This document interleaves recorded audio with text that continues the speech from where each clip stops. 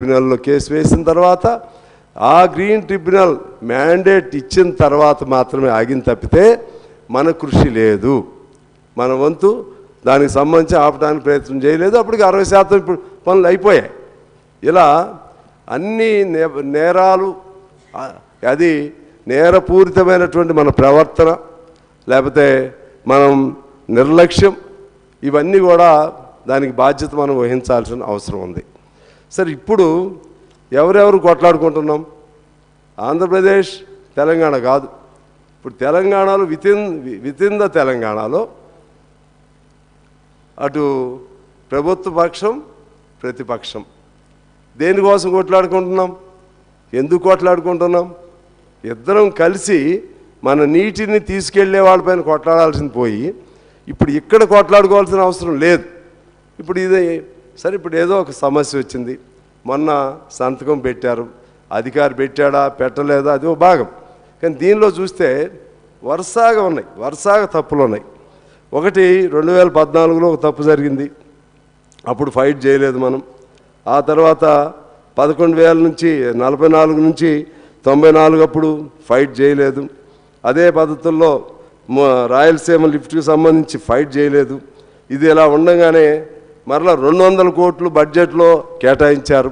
200 కోట్లు ఎందుకు కేటాయించి ఆ కండిషన్ ఒప్పుకుంటేనే ఖర్చు చేస్తాం, అందుకని మేము ఖర్చు చేయలేదంటే కుదరదు. మీరు 200 కోట్లు కేటాయించారంటేనే ఈ బోర్డు మేనేజ్మెంట్కి మీరు అంగీకరించినట్లు బడ్జెట్లో కేటాయించడం అంటే.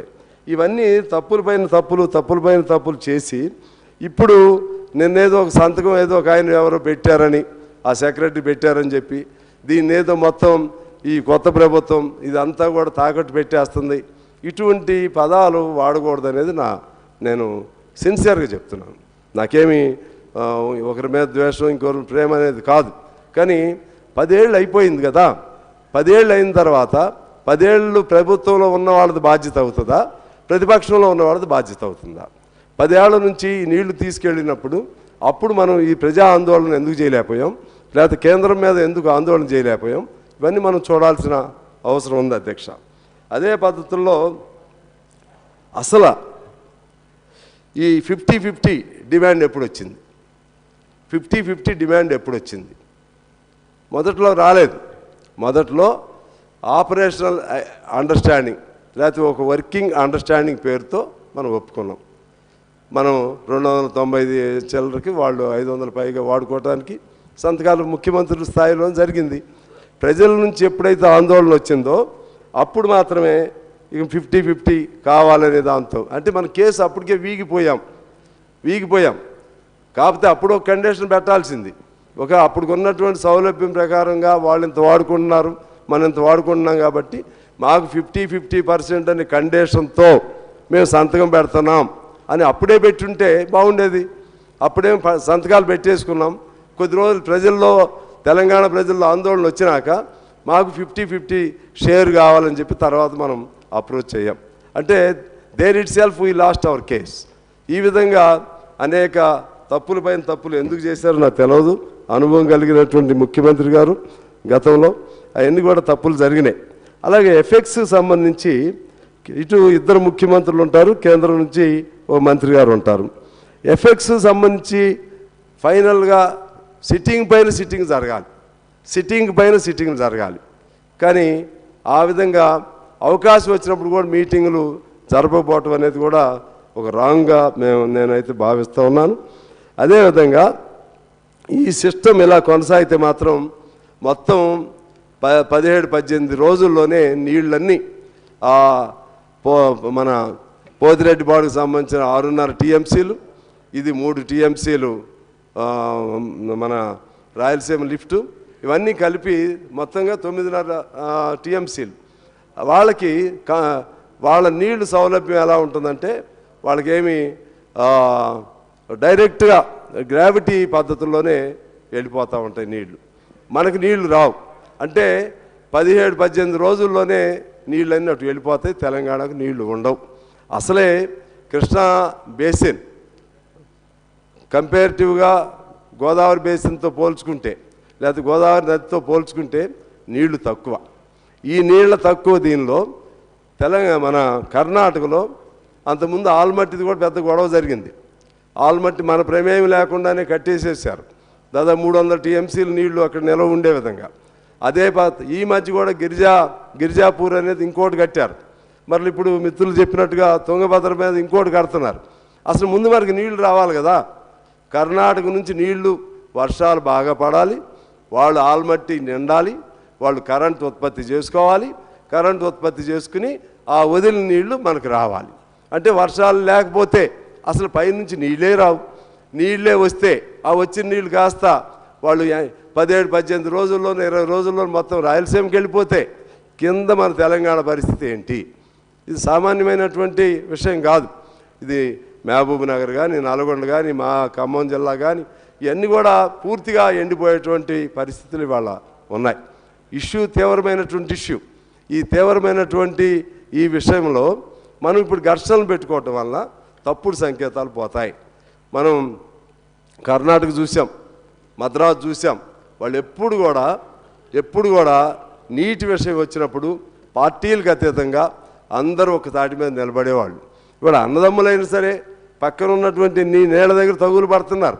కానీ మనం తగులు పడమని నేనేం చెప్పను. కానీ మన నినాదమే నీళ్లు నియామకాలు నిధులైనప్పుడు, ఈ నీళ్లు అన్యాయంగా జరుగుతున్నప్పుడు మనం ఖచ్చితంగా ఐక్యంగా ఉండి ఒక పోరాటం తీసుకెళ్ళాలి. ఇప్పుడు మీ తప్ప మా తప్ప చర్చలు అయిపోయినాయి, ఇక ఎంతటితో వదిలేసి ఇక బయటికి వెళ్ళేటప్పుడు అందరూ ఒక్క తీర్మానం మీద వెళ్ళాలి. ఇప్పుడు కర్ణాటక మీద కూడా మళ్ళీ అది ఒక తీర్మానం చేస్తే మంచిది. అది లేదనుకుంటే తీర్మానం చేస్తే మళ్ళీ అగ్రివేట్ అవుతుంది అనుకుంటే వేరే పద్ధతుల్లో అయినా రిప్రజెంట్ చేయాలి. పైనుంచి నీళ్లు రావాలి కదా. పైనుంచి నీళ్లు రాకుండా మనం ఏం చేయలేం. పైనుంచి నీళ్ళు వచ్చినప్పుడు ఈ తగులు వస్తాయి. పైనుంచే నీళ్లు రానటువంటి పరిస్థితి ఉంది. ఆ నీళ్ళు ఎలా రావాలో కూడా ప్రయత్నం చేయాలి. అంతిమంగా నేను కోరేది ఏంటంటే, ఘర్షణలు పెట్టుకుంటే నీళ్లు రావు. ఘర్షణలు పెట్టుకుంటే ఒక రాష్ట్రం మరొక రాష్ట్రం ఘర్షణలు పడితే ఖచ్చితంగా ఇది మొన్న చివరికి సైన్యం దిగాల్సి వచ్చింది ఇక్కడ. అట్లనే కర్ణాటక నుంచి మనకు నీళ్లు రావాల్సి ఉన్నా, ఇంకో చోట నుంచి రావాలన్నా కేంద్రం కూడా సహకారం కావాలి. కేంద్ర ప్రభుత్వ సహకారం లేకుండా మనకున్న హక్కును మనం కోల్పోతాం. అందువలన కేంద్రంతో కూడా మనం సఖ్యత ఉండాల్సిందే. కేంద్రంతో కూడా అది బీజేపీయా ఇంకో ప్రభుత్వం అనేది కాదు, ఇక్కడ ఉన్న బీజేపీ మిత్రులు కూడా ప్రయత్నం చేయాలి. ఖచ్చితంగా బీజేపీ ప్రభుత్వం ఎఫెక్స్ కమిటీలో కేంద్ర మంత్రి కూడా ఉన్నారు. వాళ్ళకి ఈ సమస్యను పరిష్కారం చేయాలనేటువంటి ఒక మంచి ఆలోచన ఉంటే ఈ పాటికి సమస్య పరిష్కారం అయ్యేది. ఒకవేళ వాళ్ళ నుంచి చొరవ ఉన్నా మన దగ్గర లేకుండా చెడగొట్టుకుంటే మనం ఏం చేయలేం. అందువలన ఈ నీటికి సంబంధించి ఒక సామరస్య పద్ధతుల్లో చర్చల ద్వారా సృహద్భావ వాతావరణంలో మనం సాధించుకోవాలి తప్పితే ఘర్షణల వల్ల మాత్రం ఇంకా నష్టం జరిగిద్దని చెప్పి నేను మనవి చేస్తూ ఒక విషయం మీ దృష్టికి తీసుకురావాలి. ఇవాళ ఇంత పెద్ద అంశం మీద చర్చ జరుగుతూ ఉంది. నాకు ఈ బిజినెస్కి సంబంధించి ఎజెండా సంబంధించి నాకైతే అవగాహన లేదు. నాకు ఏదో జనరల్ నాలెడ్జ్తో నేను మాట్లాడుతున్నాను. కానీ నేను మొన్నెప్పుడో ఉత్తమ్ కుమార్ రెడ్డి గారు 12వ తారీఖున మాట్లాడితే బాగుంటుందని ఆ రోజు చెప్పారు. కానీ నాకు మరలా లేదేమో అనుకున్నా. ఇవాళ చూస్తే మనం బడ్జెట్ మీద మాట్లాడాల్సినటువంటి అంశం అనేది ఉంది. అది కూడా ఇంతకుముందు ఒకరోజు ముందు బిజినెస్ షెడ్యూల్ పంపించేవాళ్ళు మాకు. ఒకరోజు ముందు ఇవాళ ఉదయం వచ్చింది బిజినెస్ షెడ్యూల్ చూస్తే ఇదేం లేదు. ఓన్లీ బడ్జెట్ మీద డిస్కషన్కి బడ్జెట్ మోషన్ మీద డిస్కషన్ ఉంది. ఇలా అయితే మాకు మాలాంటి వాళ్ళకి ఇబ్బంది అవుతుంది. ఎందువల్లంటే కొంచెం చదవాలి, ఫుల్ ఫ్లెడ్జ్డ్గా దానిలో పార్టిసిపేట్ అవ్వాలి.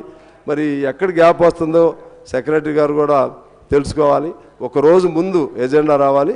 ఒకవేళ బీఏసీలో నిర్ణయం కాలేదనుకోండి, నైట్ చెప్పిందని మిత్రులు బీజేపీ మిత్రులు చెప్తున్నారు. మహేశ్వర రెడ్డి గారు నైట్ 10:30కి నాకు అది కూడా ఏమి రాకుండా సడన్గా వచ్చి ఇప్పుడు ఇటువంటి ఒక సీరియస్ అంశం పైన మాట్లాడాలంటే జనరల్ అవగాహనతో మాట్లాడుతున్నాం తప్పితే అన్ప్రిపేర్డ్గా వస్తే న్యాయం జరిగినట్టు కాదు. ఇటువంటి లోపాలు జరగకుండా చూడాలని కోరుతూ అంతిమంగా ఈ రిజల్యూషన్కి నేను మనస్ఫూర్తిగా మా పార్టీ తరపు నుంచి మద్దతు తెలియజేస్తూ భవిష్యత్తులో కూడా ఇంకా ఇతర అంశాలపైన కూడా ఘర్షణ రూపంలో కాకుండా ఓవరాల్గా మన నీటికి సంబంధించినటువంటి అంశాలపైన ఒక రోజు చర్చ జరిపి కృష్ణా నుంచి మనకి ఏ విధంగా పైనుంచి ఎట్లా నష్టం జరుగుతుంది, అది షార్ట్ డిస్కషన్ పెడతారా, టోటల్ 1 డే పెడతారా, గోదావరి నుంచి ఎలా నష్టం జరుగుతుంది, ఇటువంటి అన్నీ కూడా చేసి మా ఎమికబుల్ సొల్యూషన్ వైపు వెళ్ళి మన రాష్ట్ర ప్రయోజనాల్ని కాపాడుకుంటే బాగుంటుందని కోరుకుంటూ నేను మీకు నమస్కారాలతో సెలవు. జూపల్లి కృష్ణారావు గారు.